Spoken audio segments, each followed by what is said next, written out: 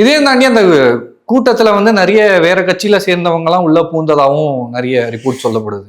அதான் இந்த இதுக்கு முன்னாடி கோ படம் பார்த்துட்டு வந்திருப்பாங்க, அந்த சீனை தான் ரெஃபரன்ஸா வச்சு கூட நிறைய பேர் இது பண்ணிட்டு அதான் சொல்றேன். சோ இன்னைக்கு பேசும்போது என்ன வேணா பேசலாங்க. மெரினா பீச்ல இதே மாதிரி விஷயங்கள் நடந்துச்சு.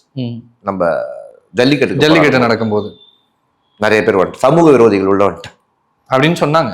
கரெக்ட் தானே? இது வந்து அரசியல் தான். இதை எப்படி வேணா தப்பிக்கிறதுக்கும் யூஸ் பண்ணிக்கலாம், அடுத்தவங்க மேல பிளேம் போறதுக்கு யூஸ் பண்ணிக்கலாம்.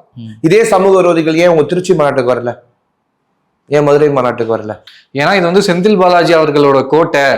இன்னொரு விஷயம் என்ன சொல்லப்படுதுன்னா, இப்போ வந்து இந்த ஒரு அசம்பாவிதம் அங்க நடக்கலன்னா விஜய் பேசுறது மட்டும்தான் ட்ரெண்டா போயிட்டு இருக்கும்.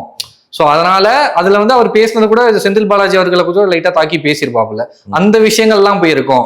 முழுக்க முழுக்க இது வந்து டிஎம்கேவோட சதி அப்படின்ற மாதிரி தான் நிறைய இடத்துல சொல்லப்படுது. அவரு கரூருக்கு ஏன் முன்னாடி வச்சாரு, செந்தில் பாலாஜி பேச போறாருன்றது தெரியாதா நம்மளுக்கு? எல்லாருக்குமே தெரியும், உலகத்துக்கே எல்லாருக்குமே தெரியும். அந்த இடத்துல அப்படின்னு நீங்க நினைச்சீங்கன்னா அப்படிதான் நீங்க சொல்றீங்க. ஆமா, அவர் நினைச்சிருந்தா அந்த ஈவெண்ட்டுக்கு பர்மிஷன் வந்திருக்காரு.